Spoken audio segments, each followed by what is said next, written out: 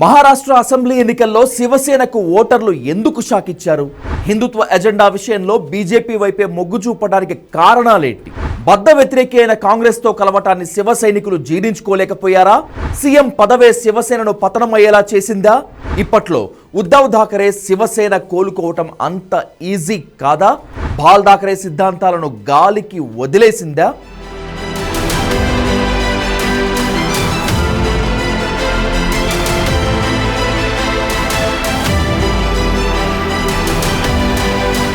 Ball Thackeray హిందుత్వానికి care of address, మహారాష్ట్రలో torch bearer. కనుసైగతో మహారాష్ట్ర రాజకీయాలను శాసించారు, దేశ రాజకీయాల్లోనూ చక్రం తిప్పారు. మహామహులనే తన వద్దకు వచ్చేలా చేసుకున్నాడు. హిందుత్వ ఎజెండాతోనే శివసేనను స్థాపించారు. ప్రాణం ఉన్నంత వరకు నమ్మిన సిద్ధాంతాలకు కట్టుబడి ఉన్నారు. కాంగ్రెస్ పార్టీకి దూరంగా ఉన్నారు. జీవితాంతం హస్తం పార్టీతో కలిసి పనిచేయలేదు. అయితే కొన్ని ప్రత్యేక సందర్భాల్లో మాత్రం కాంగ్రెస్కు మద్దతిచ్చారు. అది కూడా బయట నుంచి మాత్రమే. వేదికలు పంచుకోలేదు, ప్రభుత్వంలోనూ భాగం కాలేదు. హిందుత్వమే ప్రాణంగా బతికారు బాల్ ఠాకరే. ఆయన చనిపోయిన తరువాత పదవుల కోసం నేతలు కొట్లాడుకున్నారు. శివసేన రెండు ముక్కలైపోయింది. ఆఖరికి సింబల్ కూడా పరాధీనమైపోయింది. బాల్ ఠాకరే ఆత్మ కూడా క్షోభించే విధంగా ఉద్ధవ్ ఠాకరే వ్యవహరించారు. మహారాష్ట్ర అసెంబ్లీ ఎన్నికల్లో శివసేన ఉద్ధవ్ ఠాకరే వర్గానికి ఊహించని షాక్ తగిలింది. శివసేన రెండు వర్గాలుగా విడిపోయిన తర్వాత జరిగినటువంటి ఎన్నికల్లో ఉద్ధవ్ ఠాకరే పార్టీకి ఓటర్లు షాక్ ఇచ్చారు. గతానికి భిన్నంగా దారుణమైన ఫలితాలు ఆ పార్టీని షేక్ చేశాయి. దశాబ్దాలుగా శివసేన బీజేపీతో కలిసి పోటీ చేసింది. ఈ రెండు పార్టీల సిద్ధాంతం ఒకటే కావడంతో చాలా ఏళ్ల పాటు వాళ్ల బంధం కొనసాగింది. కాషాయ పార్టీతో కలిసి ప్రభుత్వాలను ఏర్పాటు చేసింది. మంత్రి పదవులతో పాటు అనేక పదవులను పంచుకుంది. ఈ బంధం కలకాలం కలిసి ఉంటుందని, ఎన్నటికీ విడిపోదని శివసైనికులు భావించారు. అయితే శివసైనికులు కార్యకర్తలు ఒకటి అనుకుంటే ఉద్ధవ్ ఠాకరే మరొకటి తలిచారు. శివసేనను బాల్ ఠాకరే ఏ సిద్ధాంతాలతో అయితే స్థాపించారో వాటికి మంగళం పాడేశారు.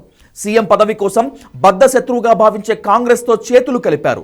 కాంగ్రెస్ ఎన్సీపీల సహాయంతో ఉద్ధవ్ ఠాకరే సీఎం అయ్యారు. బాల్ ఠాకరే జీవితాంతం హస్తం పార్టీకి ఎంత దూరంగా ఉన్నాడో ఉద్ధవ్ ఠాకరే అంత దగ్గరయ్యాడు. 2019 నవంబర్ 28 నుంచి 2022 జూన్ 29 వరకు సీఎంగా వ్యవహరించారు. 2 ఏళ్ల 214 రోజుల పాటు సీఎం కుర్చీలో కూర్చున్నారు. శివసేనలో కీలక నేతగా ఉన్న ఏక్నాథ్ షిండే 2022లో ఉద్ధవ్కు ఝలక్ ఇచ్చారు. 40 మంది ఎమ్మెల్యేలతో కలిసి తిరుగుబాటు చేశారు. బాల్ ఠాకరే సిద్ధాంతాలకు వ్యతిరేకంగా ఉద్ధవ్ ఠాకరే ఉన్నందునే బయటకు వచ్చినట్లు కుండ బద్దలు కొట్టారు. కేంద్రంలోని కాషాయ పార్టీ ప్రభుత్వ సాయంతో అనూహ్యంగా ముఖ్యమంత్రి అయ్యారు. అలా 2 ఏళ్లకు పైగా షిండే నేతృత్వంలోని ఎన్డీఏ సర్కార్ నడిచింది. ఆ తర్వాత ఉద్ధవ్ ఠాకరే కాంగ్రెస్ ఎన్సీపీలతో కలిసి అసెంబ్లీ ఎన్నికలకు వెళ్లారు. శివసేనకు పట్టున్న ప్రాంతాల్లో కూడా ఉద్ధవ్ ఠాకరే శివసేన పట్టు నిలుపుకోలేకపోయింది. ఈ ఎన్నికల్లో 20 సీట్లకే పరిమితమైంది. ఆ పార్టీకి సాంప్రదాయబద్ధంగా అండగా ఉంటున్న హిందూ ఓటర్లు కూడా ఆ పార్టీని ఈడ్చి కొట్టారు. కాంగ్రెస్తో జట్టు కట్టడాన్ని హిందుత్వవాదులు జీర్ణించుకోలేకపోయారు. ఎందుకు ఇలా చేశావని ఉద్ధవ్ను పార్టీ నేతలు ప్రశ్నించలేదు. ఓటర్లు మాత్రం ఎన్నికల్లో ప్రతాపం చూపించారు. యూబీటీ సేన కోలుకోలేని విధంగా దెబ్బ కొట్టారు. మళ్ళీ కోలుకుంటుందా? శివసేనకు పునరుజ్జీవం సాధ్యమేనా అనేలా గుణపాఠం చెప్పారు. 2014 ఎన్నికల్లో ఎన్డీఏ కూటమికి 186 సీట్లు వచ్చాయి. బీజేపీకి 122, శివసేనకు 63 అసెంబ్లీ సీట్లు వచ్చాయి.